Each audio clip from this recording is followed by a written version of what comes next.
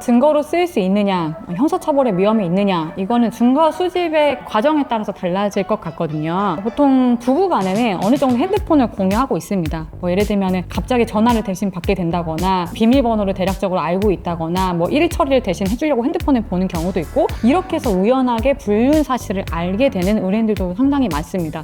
실제로 이런 경우에는 부부 간에 핸드폰을 쓰는 게 어느 정도 용인되어 있기 때문에 이렇게 해서 증거를 받다고 하더라도 뭐 위법성이 있는 것으로 인정되지 않고요. 뭐 증거 능력도 부인되지는 않습니다. 실제로 소송을 진행할 때 이런 자료는 굉장히 많이 나오거든요. 진짜 문제는 없고요. 다만 이걸 넘어서서 배우자의 휴대전화에 뭔가 앱을 설치하는 거죠. 뭐 녹음을 듣고 위치를 추적한다거나 뭐 차량 내, 집안 내에 통화 녹음기를 설치하는 경우, 이런 경우에는 형사적으로 당연히 문제가 되고 통신비밀보호법 위반으로 처벌이 될 수 있습니다. 그래서 이 민사소송 내에서의 증거 능력과 형사 절차가 사실은 엄연히 말씀드리면 별개의 절차이기 때문에 형사적으로는 문제가 될지라도 이 상간자 소송 내에서는 증거 능력이 인정이 되는 편이었거든요. 그런데 최근 대법원 판례에 의해서 증거 능력 자체가 부인이 된 경우가 있어가지고 이렇게 증거 능력 자체가 상실되는 경우도 있다라는 의미로 받아들여지고 있습니다. 이 사건에 대해서 좀 말씀을 드리면은, 말씀해 주신 것처럼 배우자의 핸드폰에 아예 스파이 앱을 설치를 해서 배우자와 상간자 사이의 통화 녹음을 이제 취득한 사안이었는데요. 이제 1심, 2심을 진행할 때에는 그 전에 실무상 뭐 진행됐던 것처럼 형사적으로 문제는 될지라도 증거 능력은 존재한다라고 해서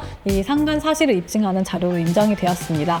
그런데 대법원으로 올라와서 1심, 2심에서의 판단이 다 뒤집어지고 스파이 앱을 통해서 취득한 통화 기록은 모두 증거 능력이 부인이 됐고요. 이 사건 결론 자체는 그 외에 다른 증거들도 있기 때문에 상간 사실은 인정이 되기는 했지만 여태까지와는 다르게 스파이 앱을 설치해서 취득하는 정도의 그런 중한 경우에는 증거 능력이 상실될 수 있다는 가능성을 보여주었기 때문에 좀 의미를 가지고 있습니다.